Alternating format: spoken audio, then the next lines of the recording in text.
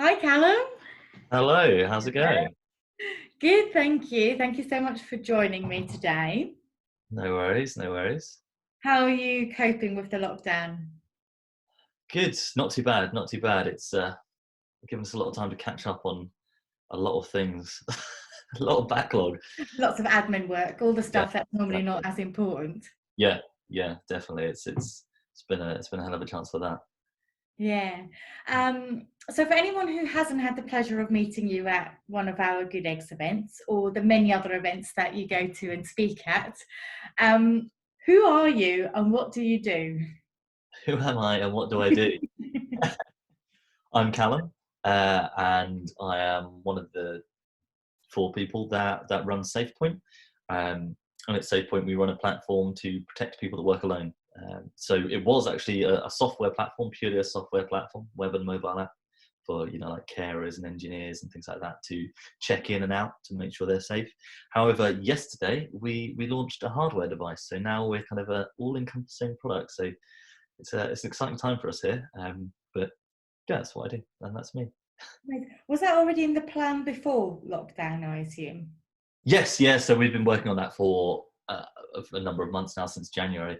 Mm. Um, it was just kind of nailing down when we'd put it out, and well, Before it was right always, yeah. Well, it was always supposed to be coming out around about now, but we've had more time than ever to kind of plug things together and put things together. So it kind of came out at the perfect time, to be honest. Yeah. Well, I know it's only been 24 hours because I did catch it on Twitter yesterday. Mm. But has your response been? Do you feel you've been getting more engagement online because people are online more, or how are you Um, feeling it? Or is it too early to say?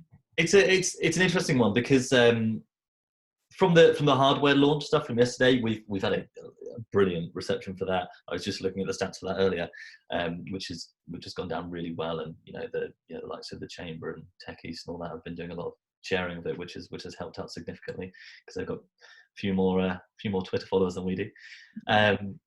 But overall, it's an interesting one because we've actually just put intercom on the website, Right. which um, for those that don't know what intercom is, it's that little chat bubble in the corner that pops up and says, "Do you need any help?" And we put that on a couple of weeks ago, and our engagement through that has kind of gone through the roof for the past Wow. couple of weeks because it's a lot more proactive than what we had on there before. So can't really compare pre-lockdown to now because we've had the time because of lockdown to plug in a lot more things. So it's we're getting more kind of people just pinging questions through on that chat bubble than we've had in the past 6 months. I guess because it's like a live chat option in that Yeah, sense. yeah, If someone is there virtually to be able. I must admit, from a personal experience, I much rather prefer than having to pen an entire email or yeah. pick up the phone or like anything that's a barrier. But if there's a live chat option, I'm like, yeah, all over I it. think I'm exactly the same. If if I'm on a website, I'm generally not going to ask any questions unless there's a live chat. Yeah. If you give me a big form, I'm probably not going to fill that out. But it's cool. I was chatting to answering some questions from someone from Minneapolis, like 30 or so minutes ago. So it's quite nice because well, I'm doing a sales pitch for Intercom now, but it That's just comes up with amazing. all the easy information, where they are, what's going on. It's saved us a lot of time and effort, which is quite cool. Yeah, absolutely. I mean, anyone who will be watching this and fellow good eggs might suddenly go, maybe we should have that on our website. So get in touch with Callum. He knows all about it. I'll be their support. I'll do the support for Intercom. Fantastic. You're going to have to ask for like some sort of deal with them so you can get a bit of kickback every time someone else from Norfolk signs up. So That's a big spike in Norfolk sales and Intercom. What's going on? yeah. So you're still, as a company, you still class yourself in the startup phase, or do you think you've now gone over that? Because it's been a couple of years, I want to say, or Yeah, I think feels like it. it has. I think that's an interesting one though, because the startup definition. I mean, I was speaking to one of my friends who works in a company in Cambridge, and they've got 200 staff now, and they still call themselves a startup. Wow. Yeah, I don't know if you can quite count that. Mm. But I think I definitely still count us as a startup, because I mean we only launched at the end of last year, and there's still only 4 of us, so it's still very early days for us. Still, we still um, we've had an intern on board, but we're still founding employees as the only employees. So I think I'm very comfortable to still call us a startup. Hang on to that one And for a there's little bit. nothing wrong with that, obviously. You touch on a good point that actually, when do you stop calling yourself a startup? Because in the world we live in, we never stop learning in the same way. Like when we were or are a startup in that Yeah. sort of sense, you constantly have to reinvent yourself. And now being the time where you haven't done anything for a while, you'll be kicking yourself up the Yeah, arse. yeah, yeah. But I mean, where do startups go though? Is there's that, because everyone always says, "Oh, it's startup to scale up," but then no one has a definition of scale. Nobody has a definition of scale up. What does that even mean? So Yeah. I don't know. And then what's after that? Just because. Well, I still class myself as a startup, Yeah, mainly because I haven't got a clue what I'm doing most of the time. But I think by that definition, most company directors or most businesses will probably always remain a startup. I don't know. I always, when I looked back at my old bosses, I always thought they knew it all. And then once I became the person that has to do stuff, I realised nobody knows it yeah, all. So yeah. you're constantly sort of in the deep side and figuring stuff out. And I don't think that ever changes. No, no. It's always like that thing where you look at. So I'm 29 now, and as a like a 16-year-old looking at a 29-year-old, I think, oh, they know everything. They've got everything together. And now I'm here. It's like, yeah, maybe at some point, maybe in another decade. Yeah. Yeah, no. Just no. I mean, I'm at this weird age now where I look at my parents and I realise my parents are just like normal human beings. Yeah. And I'm like, yeah, my parents still don't have their shit together. So how am I ever going to have my shit together, you know? I'd like to meet someone who truly has figured it out, and I don't know what they'd be like. Yeah, either amazing and lovely or an absolute bastard. Yeah, either end of the scale, or maybe they are the two ends that you head towards, and you have to be one or the other. Yeah, true. Mm. You're either going to end up being the groaning person in the pub moaning about everything, or you're going to be in a Buddhist retreat Yeah. at absolute zen. So we'll see. Yeah. So as this is all a bit of a random chat, I have my bowl Okay. of random questions, and I'm just going to pull one out and fling it your way, because when we're normally like out for drinks, Yeah. to be honest, we normally talk about rubbish anyhow. We don't necessarily always talk about startups and marketing strategies and stuff like that. So so I thought, let's try and get this as close as possible to a good eggs experience with a cup of tea. So this is a really good one as well, Callum. Oh no.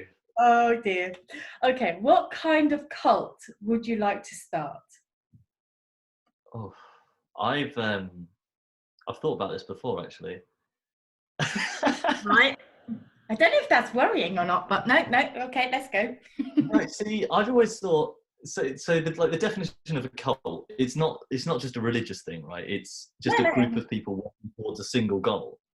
Because I got into a big. I think it might have actually been from with Matt a long time ago, from Matt from Safepoint, and we were talking about when people go, kind of what we were saying, people that have figured it out. You know the movie The Beach, where they're just gone and lived on a beach in Southeast Asia, and they're just all kind of The Leonardo DiCaprio one. yeah, and they're all kind of The only working. thing that I remember from it was Leonardo DiCaprio. You I was at that age though, to be fair. It was like shark attacks and everything. He came with a top on, so. But No, Leonardo DiCaprio aside, they're all like, just working towards the common goal to have their little village working and growing all their crops and just generally having a good time and keeping going. Does that count as a sort of cult to an extent? I mean, they're not like pushing some kind of extreme views, but they're all doing their own thing. So, I mean, if you had a group of people that were just pushing some general good thing, I don't know. But isn't that quite similar to what used to be a commune in the 60s? Yeah. Minus the sex, maybe. Yeah. So, I mean, is that a cult? I don't know. Well, I just always assumed cults would have to be something a bit stranger. So, for example, you know Kate, our lovely Kate. Yep. I know 100% that if Kate got to start a cult, it'd be something to do that we all would have to dress in Star Wars. Yeah, 100%. Pretty certain of that, and or it's something even more wacky, which you probably wouldn't want to share on the internet. Hi, Kate. By the way, you're gonna love me for this. Yeah, but no, I do get that. I'm just trying to think what the common goal would be. I'd like a space cult. A space cult, what, where you wrap yourself in tinfoil? I mean, that can be part of it. That can be part of it. Or you going into space? Yeah. I'd like a cult with the common goal of, get a bunch of people out to space. And I know who's your friend. who's that? What's Elon Musk? He'd be a perfect member. In fact, he can be the first member of my space cult, because he's probably quite good at getting to space by now. So I thought so, yeah. I saw his satellites go past the other day. Oh, yeah, I saw that. I did a real dim-witted thing. I was like, because I knew there were like comet showers the same night. That's why we went out. Yeah. I had no idea that satellites circling that you can see is a thing. So I just said to my other half, it's like, they're really weird stars. Why are they perfectly spaced apart going through the sky? And I was like, they're all after each other. Like, yeah, I didn't realise it was a proper thing. So someone said to me, "Oh, you know that Starlink thing's going by," and I was like, I hadn't really kept up to it. I looked out the window and just immediately saw them all going by, because it was like exactly like 9 p.m. when they were going past, and that kind of blew my mind a bit. That I saw satellites by chance. That feels very future.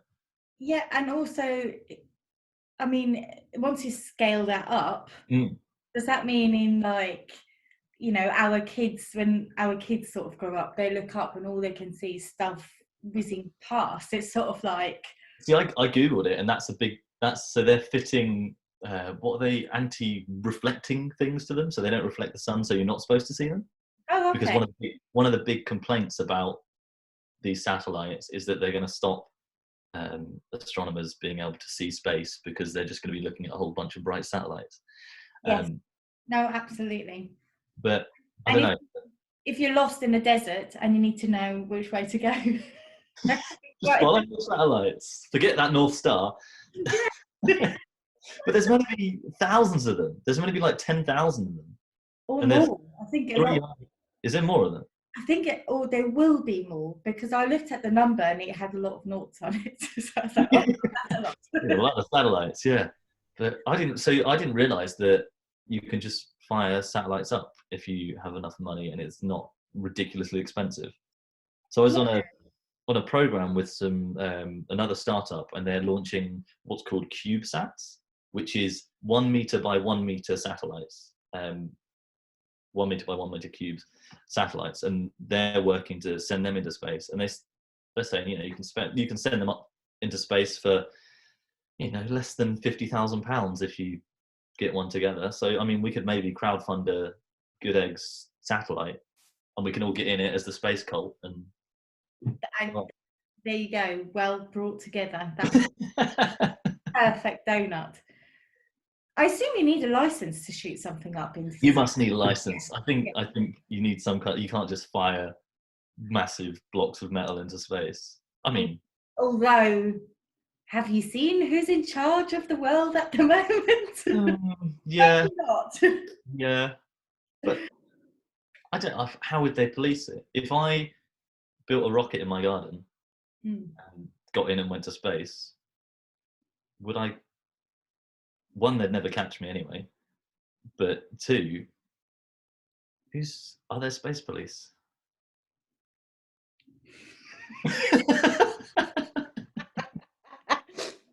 Right, now I am actually feeling like we're down the pub and and I am so gonna like just cut that little, are there space police?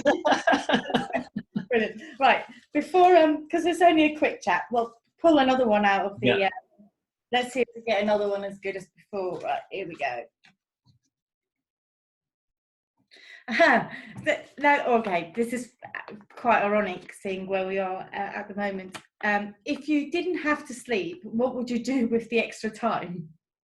Oh, Which is weird because we're in this scenario where we all seem to have time. But they're saying that I don't seem to have enough time to get stuff done.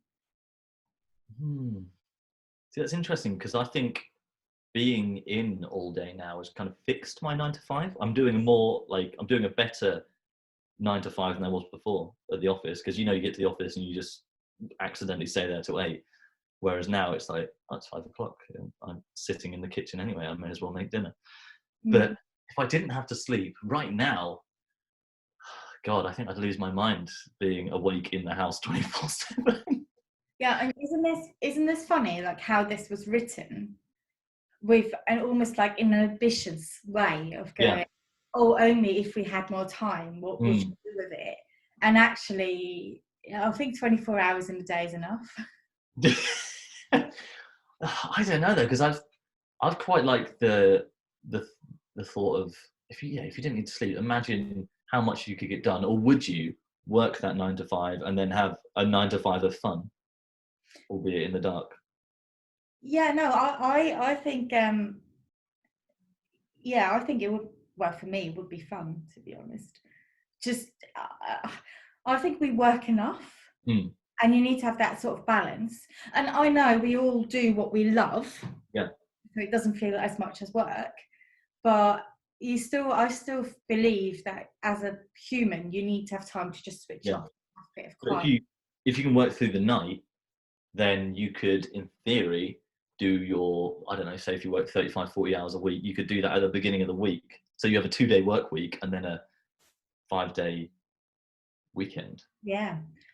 The only thing I'd be worried about is how do you get rid of a hangover if you can't sleep? Never stop drinking. I can see that being a very productive future. Oh God. That's a good point. Yeah. It's a scary prospect of not being able to just like time travel through the night. Yeah, no, I'm still more struck by the way within like 6 weeks of this messiness happening, how our perception has changed, because this was written a year and a half ago for an event, and I wrote all of these and thinking like, and I remember some of the conversations we had around it. It's like, oh, we would like excel so much, we would do this and learn this, and you'll spend more time with family, or renovate the kitchen and all of that. And now it's almost like we have all this extra time, but how do you use it? And also, is there too much pressure on using it? Yeah, well, I mean, that's a lot of what is people have been saying about lockdown now, where everyone's like, I don't know, people have been saying like, if you've got a business idea, now's the perfect time to work on it, and like you should be making the most of all your time shut in the house. But then the counter argument to that is, like you say, if any time you're going to have a bit of a mental stress, and that is going to be now, so chill out. So I don't know. Yeah, maybe if you'd asked me this a couple months ago, it would have been maybe I'll learn to play the piano or something. But now, maybe I'll just try and sleep. I'll just lay there with my eyes closed for 8 hours. Yeah. That would most definitely happen. Like we would start to want to sleep. Yeah. And have respites and like quiet zones or whatever. But I do feel at the moment there's a lot of pressure, especially, I don't know how much you are on social media, but just so much pressure in terms of using this time and seizing the opportunity. Yeah. I feel like what I've learned over the year and a half is that if you're not in the right frame of mind to do something, forcing it just makes it worse. Yeah. No, 100%. You start to dislike what you're doing, and then you fall out of love with it, which is the last thing you want to happen. Yeah, and also it drives you mad. Literally, you'll go like, why can't I do this? And you start stressing yourself out, and you go in a cycle, and you just lose the plot. Yeah. I mean, we had moments like that kind of as a team, and especially at the end of last year when we were pushing everything out to launch, where it's like you're working. We'd be working every weekend and getting all the team down into the office and everything, and you start to get to the point after 4 straight weeks of working where you're like, why am I stupid now? And then you take like a 3-4 day weekend and suddenly you're like a normal human being again. So yeah, it's definitely wired, don't you? That really reminds me, and I'm sure you've probably heard of this guy too, because I know you're into the same sort of material. Michael Neal, the Inside Out theory, revolution, the Inside Out revolution. If you haven't heard of it yet, I'd definitely recommend it. I listened to it on Audible. It's a book. And Michael Neal came to Norwich last year by the invitation of Marcus from Fountain. Okay, yeah. Yeah. And he's like a proper bigwig, TED Talk. Yeah. Not someone that we normally would have in Norwich. Even though I wasn't well enough to go out, I went along to listen to him, and he said, I remember that because he brought up this example of when a company, they were trying to solve something and they got to this point where they just were stuck and they were like bouncing their heads against the walls and nothing was, like the solution wasn't in front of them. And they hit pause and they all went their separate ways. And basically told everyone to relax, and then as soon as they all relaxed, they all went, oh, of course, and all came back into work, and it got solved. So they call it the creative toilet moments, don't they? Creative toilet moments. Yeah, most geniuses have all their ideas whilst sitting on the toilet, because in most people's lives, especially if there's children's involved, that's the most quietest time that you will get in the day. Yeah, I guess true, and I guess that's another thing to think of. I guess I'm here with no kids. If you're in lockdown with kids, it's probably a better time to spend with them than. But then also, I mean, we do have a few members who are, full-time parents, mums and dads, and have their own company, or I think there's a couple of occasions where both of the parents have their company each. Yeah. And I just thought, how do you do it? So hats off. It seems to be, it's definitely a struggle. I was speaking to Rich Wills, and he was saying, because we did a little webinar, and part of it, what he was doing was talking about working from home, and he is saying he was inviting his kids into his office when lockdown first started, and they'd come in and be like, what's dad doing in the office? And then after 10 minutes, they're so incredibly bored of what he's doing, they haven't bothered him ever since. So, I mean, that could be one route. That's one way to do it. Yeah, I did see someone utilising their kids to box up stuff, for it to be sent out, and I was like, child labour. Might be laws against this. It's brilliant, because my friend justified it, and she said, no, he's learning how to make cubes. I was like, okay, fair enough. Yeah, that's one way to homeschool. Yeah, no, I'm sure that was just like 1 minute out of the entire day. So nothing dodgy going on there, but I did find it funny when I saw it. Oh God, yeah, extra hands, that'd be useful if you got all that to do. Yeah, I think, I have a feeling I'm going to be the type of mother that's going to put my kids to work as soon as they can speak. It's like, get on the phone, start selling, come on, touch type. Yeah, I mean, if you've got like email templates and things like that, and they just need to fill the gaps, you've got a sales team right there. Control P, you can do that. Your hands are big enough. Your hands are big enough. See, Oh. now I've just realised why we have these chats in a pub without a camera. Oh, yeah, it's going to be like, it's a good thing you don't have a clock behind you, because it'll be like cutting to different safe bits where you can. Well, unfortunately, this is going to go out fully unedited, but it should only be seen by fellow good eggs. So if you've not been to a good egg event and wonder what happens after the event when we all sit down and have a drink, it's rubbish like this. Yeah, well, I mean, I think it's the hot topics of the day: child labour and space cults. Yeah, absolutely. Well, on that note, we literally have 20 seconds left, so I think that's the perfectly end to a very wacky phone call. Yeah, definitely. So thank you so much for joining me, Callum. No worries. And I do sincerely hope that I'll get the pleasure to seeing you in person at some point this year. Yes. And hopefully with a cocktail in your hand and surrounded by all the other members too. Yes, hopefully very soon. Hopefully, when that sun You comes. take care of yourself. You too. Speak to you later. Thank you. Bye-bye.